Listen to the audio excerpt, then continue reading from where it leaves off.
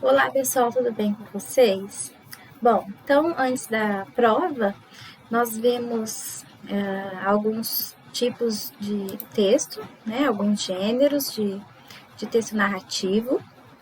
E antes da nossa revisão, né, da prova, das nossas revisões, nós estudamos sobre o conto social. E eu gostaria de retomar agora, novamente, o conto social e aprofundar um pouquinho mais. Bom, então aqui nós temos algumas coisas relembrando esse tipo de conto, né? O conto social é um subtipo textual narrativo que se preocupa em denunciar as injustiças vividas em uma sociedade. Aquilo que nós já havíamos conversado, né? Então, é um conto, mas ele é desse tipo social, esse tipo específico que tem preocupação com problemas da sociedade. Os temas que são abordados geralmente são a pobreza, a fome, o preconceito, a violência, o bullying, desigualdade social, corrupção, e dentre outros. Problemas da sociedade, problemas que um povo vive, né? Qual que é um problema da sociedade que vive, daquele povo que vive, por exemplo, no Nordeste? Não sei se vocês estão acompanhando, né? Mas lá no Nordeste, por exemplo, agora está com um problema muito grande da seca, né? Então, cada região, cada povo tem sua dificuldade, seu problema, né? Seus conflitos. Bom, as características novamente estão aqui, eu vou ler com vocês. Então, pode ter a presença do discurso direto como destaque no texto. Às vezes, usam-se gírias ou expressões populares para aproximar o leitor da realidade linguística da personagem. Então, pode ter discurso direto, né? Não é regra, tá? Então, pode ter. Às vezes, usam-se gírias. Então, por exemplo, se você vai relatar um problema da sociedade, por exemplo, como o problema das favelas no Rio de Janeiro, né? O povo que vive na favela tem um certo falar, um certo jeito de falar, certas gírias, certas expressões que são típicas daquele povo. Se eu ler um texto, um conto com gírias, significa que o autor escreveu errado? Não, significa que ele está querendo retratar com mais fidelidade a fala daquele tipo de povo, daquele tipo de personagem, né? Então, o que esse tipo de coisa faz? Esse efeito, esse recurso que o autor usa, ele tem um efeito de aproximar o leitor da realidade linguística da personagem. Qual que é a sua realidade linguística? A realidade linguística de um juiz de direito, de um advogado, é diferente da realidade linguística de uma criança de 4 anos, por exemplo, né? Então, cada um tem a sua realidade linguística, cada povo, cada tipo de pessoa, né? Tem um tipo de realidade linguística. A ambientação, que é o lugar onde se passa a história, ela é típica da origem do grupo situado no conto. Então, é muito importante observar o local que está sendo falado na história. Às vezes, o próprio local, o jeito que o autor descreve, o local onde, onde estão passando as ações, diz muito sobre as pessoas, a situação um todo, né? O apelo ao coletivo, de modo que seja destacado o sofrimento de um grupo social e não destaque a um indivíduo apenas. Então, muitas vezes, a própria personagem não tem nome, não tem nome próprio, às vezes a personagem ela é muito mais do que somente o indivíduo que está passando por aquilo. Mas, igual na história do conto social que eu passei para vocês, lá antes das revisões da prova, era a história de um morador de rua, né? Aquele morador de rua, especificamente, aquele indivíduo lá, ele está mostrando, né, naquele texto, ele está mostrando para a gente a realidade de todos os moradores de rua, dessa classe de pessoas, desse grupo todo dos moradores de rua, né? Se eu conto uma história, falo das dificuldades de um morador do sertão nordestino, igual eu estava falando para vocês, ele demonstra para a gente as dificuldades de todos os moradores do sertão nordestino. É claro que nem todo mundo tem a mesma vida, né? Todo mundo, mesmo que participe de um grupo, cada pessoa é um indivíduo diferente. Mas, nesse tipo de conto, o foco do autor é esse, mostrar a realidade do grupo. Bom, as personagens podem não apresentar nomes próprios, como eu já disse, já que o foco do conto não é a história individual, e sim a crítica social. E o autor ou a autora procura denunciar a realidade. O conto é para ele um elemento de mudança da realidade em que os grupos marginalizados ou injustiçados se encontram. Então, o autor ele tem essa vontade de mudar as pessoas. Qual que é a intenção do autor escrever um conto social? Para as pessoas lerem e se sensibilizarem, né, e abrirem os olhos para situações difíceis do nosso país, por exemplo, né, do mundo. Bom, então aqui vocês vão ler um texto sobre que esse autor aqui escreveu, Antônio Torres, né, ele é um escritor baiano, e ele já tem até uma certa idade. Se vocês estivessem com o livro, vocês poderiam ler mais sobre ele, mas, né, se possível, vocês pesquisarem, é muito interessante. Ele narra a realidade que ele viu e viveu no interior da Bahia quando era jovem. Ele era jovem, ele não tinha uma condição financeira muito boa e ele viveu muita coisa. Então, depois que ele melhorou de vida e se tornou escritor, ele escreveu muito sobre isso, sobre essa realidade, né? O conto social conta sobre a realidade, né? Então, vocês vão ler esse texto aqui com muita atenção e responder as perguntas no caderno. Eu vou ler com vocês o texto, porque é um texto curto e eu geralmente não leio com vocês os textos, né? Então, dessa vez eu vou ler. Então, se chama Por um Pé de Feijão. Nunca mais haverá no mundo um ano tão bom.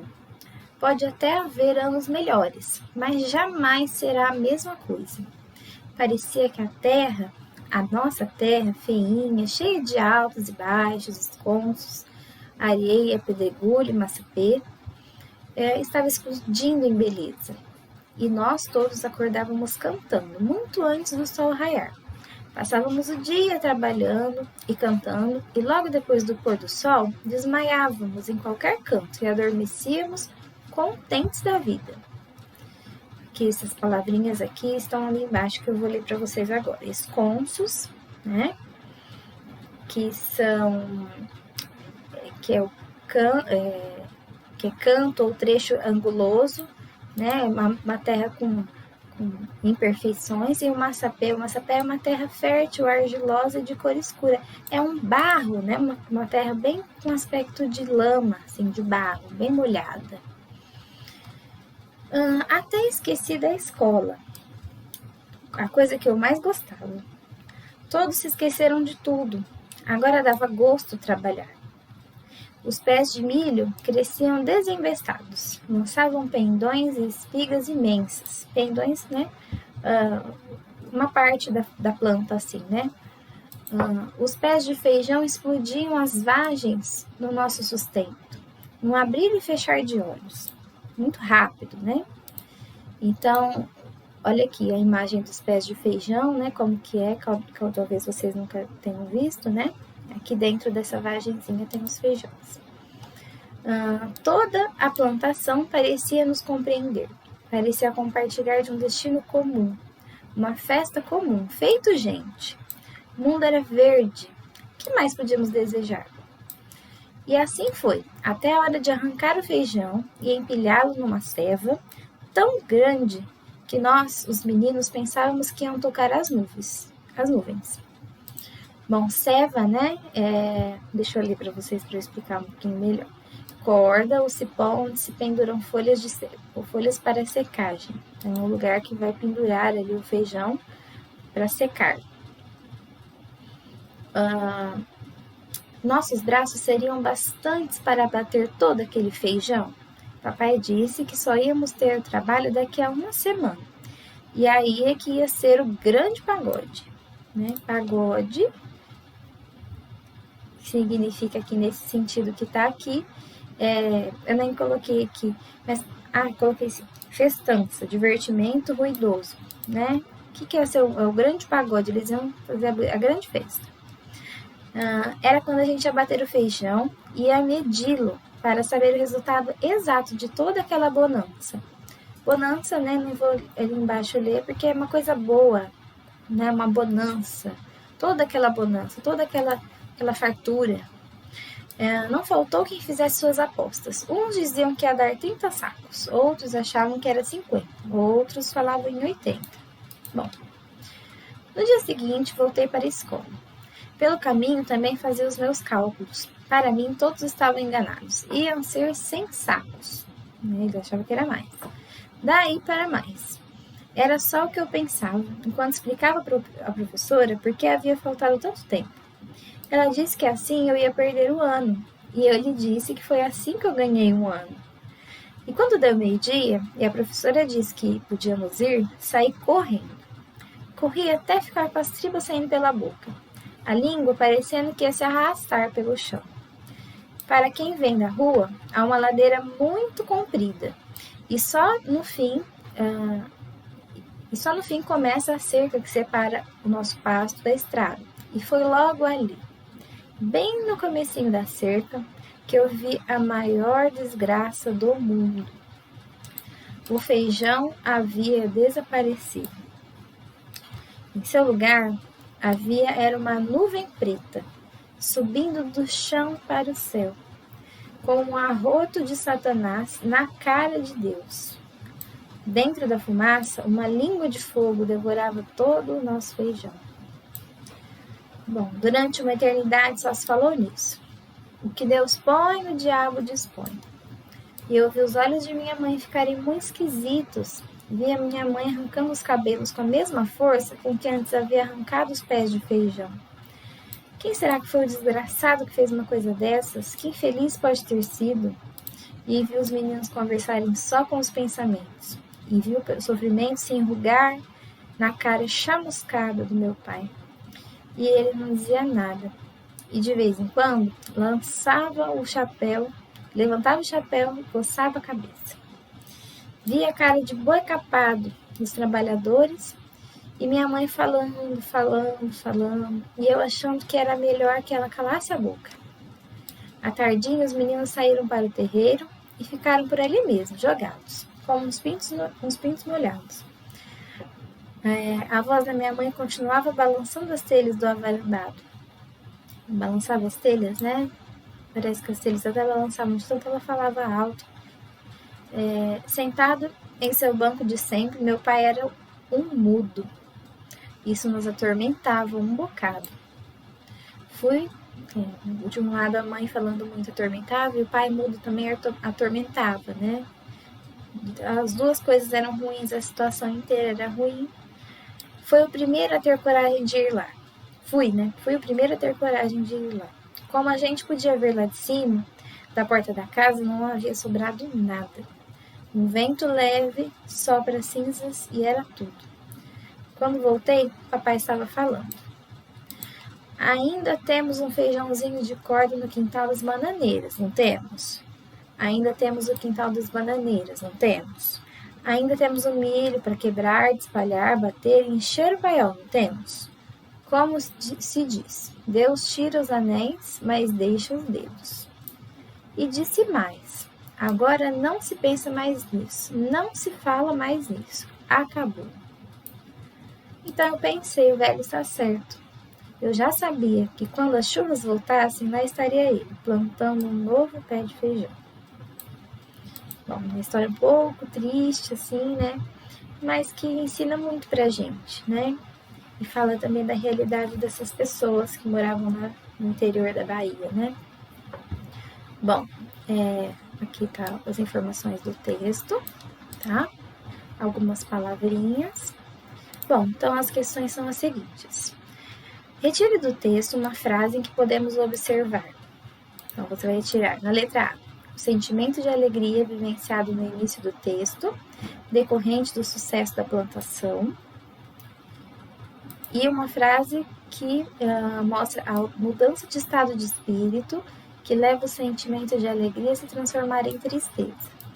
Então, você vai retirar uma frase que mostra essa alegria pelo sucesso da plantação e a mudança do estado de espírito que gerou essa tristeza, né? Fez essa alegria virar tristeza.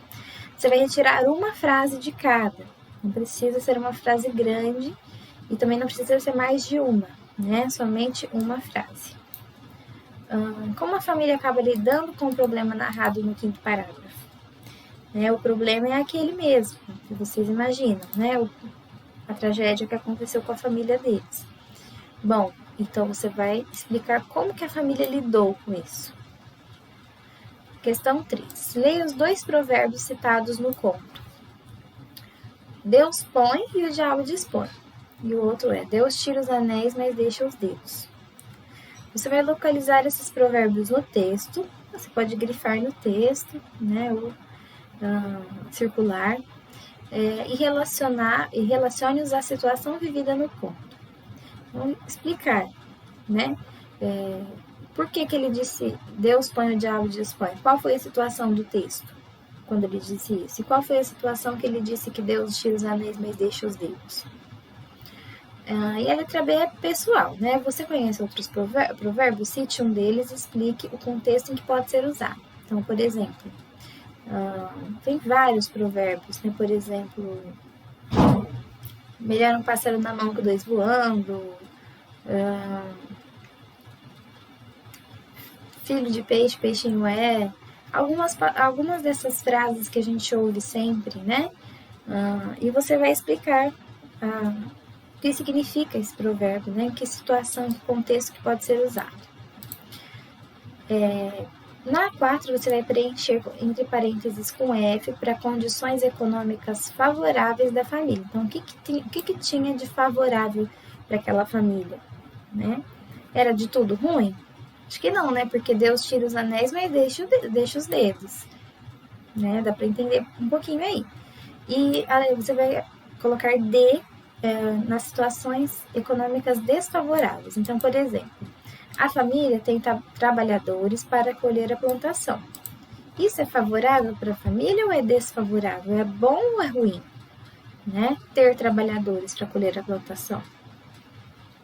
Você vai colocar D para desfavorável e F para favorável. E aí são essas 5 situações aqui. Olha essa situação. Todos precisam trabalhar para garantir o sustento da família, até as crianças. Isso é favorável ou desfavorável, né? Isso mostra a condição econômica de dinheiro, né? A condição econômica favorável da família, ou mostra que eles estão em situação econômica desfavorável. Na 5, o conto é narrado pela voz de um menino, que cita palavras e expressões como desinvestados, com as tripas saindo pela boca, cara de boi capado. A partir das expressões utilizadas, é possível afirmar que a linguagem usada no texto é formal ou informal? O que você vai responder? Formal ou informal? Né? Lembre-se sempre que formal é aquela linguagem que segue as regras da norma padrão da língua portuguesa, que não tem gírias, que não tem abreviações, né? E a informal é uma linguagem mais à vontade, uma linguagem mais, por exemplo, linguagem que você conversa com seu colega, né? Essa é mais informal. Por que o autor optou por utilizar esse tipo de registro linguístico nessa narrativa? Por quê? Qual foi a intenção dele de usar esse tipo de registro linguístico? Né? Se for informal, você vai explicar por que foi informal. Se for formal, você vai explicar também.